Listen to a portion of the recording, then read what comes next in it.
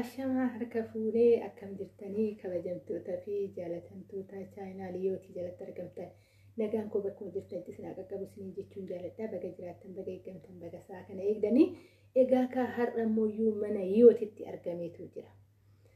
Yoot baay'een jaaladha baay'een kabajaa dhugaa dubbachuu fi baay'ee natti tolti waan hunda hin natti tolaan nama gab jettu dhugaa dubbattu baqqan beeku ani garuu natti tolti baay'een jaaladha. Egaa kana hoggaan jedhu ijoollee Oromoo hunda keessan ani ijoollee Oromoo qofaa miti sabab lammiidhaayyuu kanan jibbu tokko hin qabu.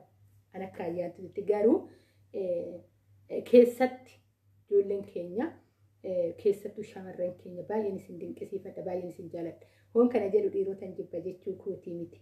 Sababbiin maaliif shamarran yeroo hunda kaasa haalli ofii keenya keessa jirrutuyyuu akka shamarran waa'ee shamarranii dubbanuu nama godha.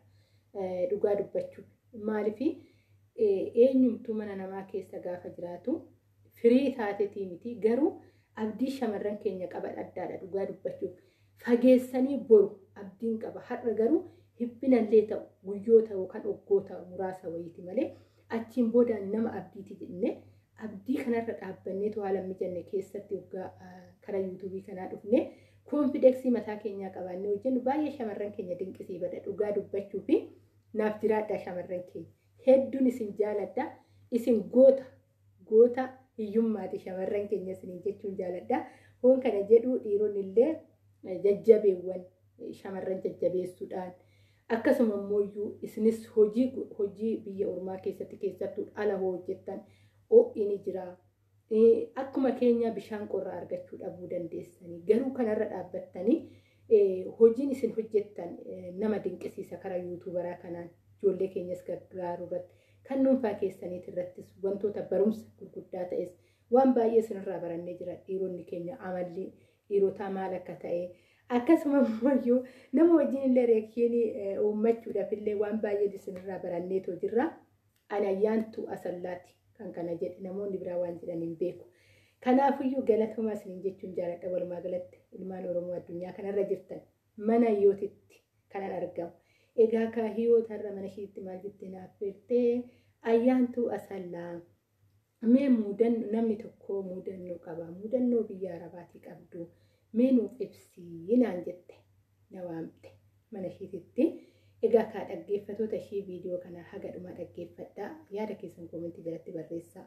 Egaa ijoollee keenya yeroo baay'ee viidiyoo laaluu gubbaarratti chaayinaal nu harkatti akka hin dadhabne wal bira haa dhaabbannu waan hojjenne mana tokko gadhan murteessinee dhaquu qabna. Dhaqee dhufee jechuu qofaaf osoo hin ta'in viidiyoo kana abbaa kanan fayyada jennee waliif haa laallu isin jechuun jaaladha. Warri immoo akkasuma qininnatiidhaan deemartan guddaa isaa galatooma. Egaa ka mudannoon koo dhugaa dubbachuuf xiqqoo ni ulfaata biyya arabaa keessatti. Ani mudannoo logaatii miti yookaan loqoda arabiffaa wallaaluutii miti. Wantoon hojii maal akka ta'e biyyumattuu iyyuu nan beeka jechuudha. Hanga tokko magaalaa keessa jiraadhe baadiyyaadhaa kara magaalaa waggaa dhufnu kanan baradhes magaalattiidha.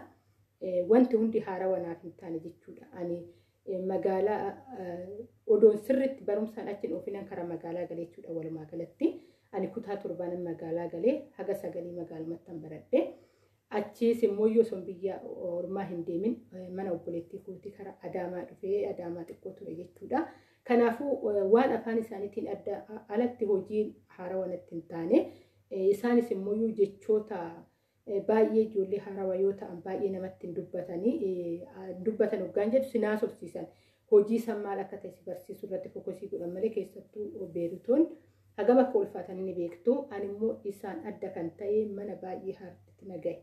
Dhugaa dubbachuuf kana kan hin jenne garuu waaqayyo haa galatamu nama guyyaa kana na godhee har'a dhaabbadhee dubbachuu kootiif baay'een dinqisiifadha.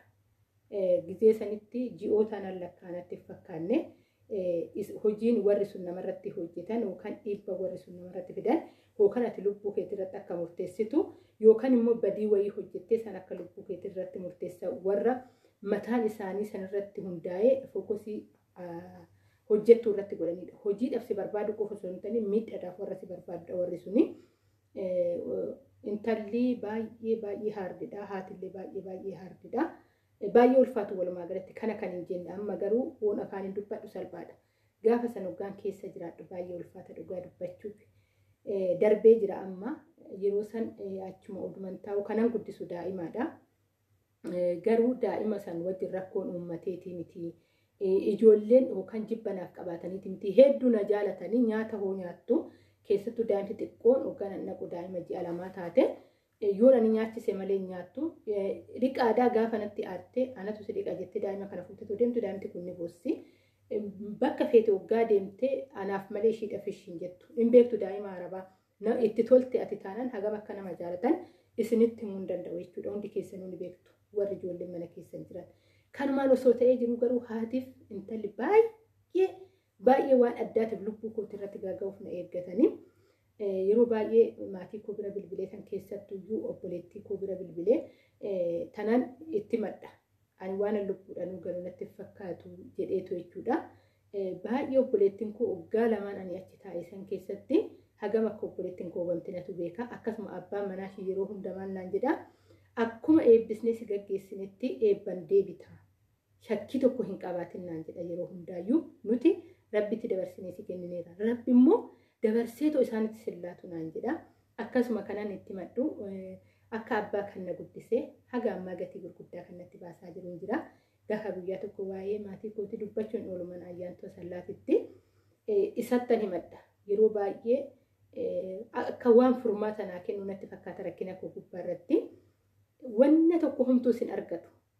Ati hin dhiphatin. Homtuu sin argatu nagumaan dhuftaa naan jedha innisi. Waggaa isaan akkas naan jedhan abdiin qaba. Abdiin ofitti toraa. Yoon immoo as deebi'ee isaan argu baay'ee ulfaatu. Bakka kana kan hin jennedha. Mana keessatti dhiibban adda addaa. Mana nu gallu kaameeraan hin jiru. Mana haadhaa fa'a kaameeraadhaaf jecha odoo homaa tokko hin barbaadin anuma waan ittiin na aarsan yookaan waan ittiin na huban waan barbaadaniif ijoollee fuudhii mana haadhaa deeminaan jedhu. Mana haadhaa fa'a konkolaachisaan isaanii dhufee mana haadhaa fa'a na geessu. Achi haati kaameeraa bantee bakka kaameeraan jiru ijoollee kana fuudhii deemuun danaan jettu. Waan natti dubbataniin gaafa dhabu. Sammaraa homaa narraa dhaban. Garuu natti deebi'aniitu sanis dhaban waan na miidhan inni barbaadu waan biraa. Rabbi kuna oolchee gaafa waggaa tokkoo fi ji'a 6 guutuu dhugaa dubbachuuf haati kophaatti naaf dhiisaa waan jette wayii natti fakkaata. Ani kan anatu ijoollee guddisaa. Garuu sarraatanyaa ijoolleen guddisne furatanii kara biyya biraa deemuu barbaadan torbee tokko iddoo bashannanaa jechuudha. Warroonni beeru jirtan hin beektu baay'inaan beerutu hin deeman kara biyya biraa bashannanuudhaaf. Gaafa akkas jedhan baay'een gadde. Haati kun kophaatiin argannaan lubbuu koo akka dabarsitu jedheetu jechuudha. Akkamitti ijoollee kan guddisu ana ijoolleen irraa fuuteetu adda baastee deemti kan jedhu gaafina keessatti uume. Guyyaa gaafa deemuudhaaf jala gaan sarraatanyaa gaafa guuttee deemtu ana mana keessatti na dhiiftee ganama bahan. Paaspoortiin biizaan akka kennamuuf jechuudha. Ganama bahanii homaa mijachuu fi didee galgala deebi'anii galanii abbaa manaa ishiitiin maal jetteeni boru abdii fuudhuu ishee tanan fuudheetoo deemaa yoo tolee naa jedhan ta'ee jetteeni barii sanna fuuteetoo deemte. Namni baay'eedha. Baay'ee taa'anii jiru teechotu jira teechurra dardaramanii taa'anii jiranii ani hin teenye ishiin ganaa taa'uudhaaf akkana boorsaa sirraa fudhattee akkana taa'uudhaaf teechurra waggaa jettu na waame namichi na waame kootu naan jedhe na duuka dhufte fidi paaspoortii jedheen ani homaatti hin dubbanne osuma gadi hin taa'in waan nama ajaa'ibu keessaa daqiiqaa keessatti nuuf hojjetame baanee deemne makiinaa keessee maal jettiin abbaa manaa ishiitiin. Subhanallah kan ishee kun nama ajaa'ibaa. Jecha kana garuu yeroo hunda fayyadamte waan hin taane gaafa irratti yaaddu hin ta'uuf. Ati maal qabdaa jettee na gaafattee beekti. Ati maal inni waan ati qabdu jettee gaafa na gaafattu homaan qabu hin jedheen. Ani hiyyeessalleedha homaa hin qabu mana keetan hojjedha garuu isa guddaa olii nan qaban jedhan yeroo hundaayyuu jechuudha. Kanarraa kan ka'e yeroo tokko abbaan shifeerii oofu mana isaanii ati yeroo hundaa isa guddaa olii tan qaba kan jettu erga sumaa biyyaa baatiree qarshii siin kennu naan jedhee jira. Yeroo baay'ee wallaalina keenyani qarshiidhaan waaqa madaalla rabbii keenya qarshiidhaan madaalla wallaalummaa keenyarraa kan ka'e jechuudha. Sanii miti ilmi namaa ruhiin kee kan qarshiin baafne kana siif kennee siif si eege. Kanaafuyyuu homaatti hin dubbanne ushuman jedhee isa wajjin ingirii kan ishiin dubbattu malee kan inni jedhu hin dhaga'u bilbilaan haasofti hoosuma kara manaatti deebine gizee sanna oolchee ana fuutee deemte haadhattis galtee ni bilbiltee waan ishiin jetteen hin beeku yeroo sana akkasitti rabbina oolche baay'een sodaadhee ture galli kiyyallee ga'ee jira tariitii asitti nagattee too akka haati biyya nagalchitu namiitee biyya nagalchitullee barbaaddeetii kan jedhullee kunis shakkiin koo keessa jira. Garuu rabbiin na gargaaree isaan wajjin ijoollee wajjin hin deemee dhugaa dubbachuuf gaafa ijoollee mana haadhaa fa'aatti na dhiisanii too bakka wayii odoon turin geenyee dhufna jedhanii ijoollee fudhatanii baan baay'ee sodaadha. Ijoolleen akka waan gaachana wayii naataatu fa'aa yeroo hunda natti fakkaata. Gaafan kophaa jiru baay'ee sodaadha bakka miidhaa addaan irratti gaan jedheetu jechuudha. Aartii fi intalli baay'ee maal fakka ta'e hin beekuwanii waggaa lamaa san gaafa tokko bariitee maal naan jetti osuman jedhu waggaa lama hojjedhee xumuree. Waaqayyo garuu haa galatu. Inni waaqa akkamii akka ta'e natti argisiisee jira. Firas caalee waa hunda caalee achi keessatti na eege. Egaa kaa uteela wajjin deemnee kan teenye uteelaa isaa wajjin zanaa jedhee torbee tokko teenyee deebine galii isaa gaafan ga'u. Egaa kaa anuma biratti ijoollee baay'ee mana haadhatti tasaaffarsiisanii jiranii osumatti nimin galgala yoo gaggeessan ganama hojjisiisanii xumursisanii deemi shaaworii seenitti kottu si barbaannaa jedhaniinit achi shaaworiidhaa dhiqattee waggaa baatu deemiti kafana kee walitti qabadhu biyya kee deemtaa jedhuun ijoolleedhaan oduu homaa hin qabatin jechuudha akkatti gaggeessu ijoollee mana san keessatti nama nagaadhaan gaggeessan anaa fi intala mana tokko hojjennu san keessa intalallee baay'ee wal jaalannaa baay'ee nama gaariidha qomoo biraatti garuu nama akkamii gizee jenne fa'aa walitti boonya.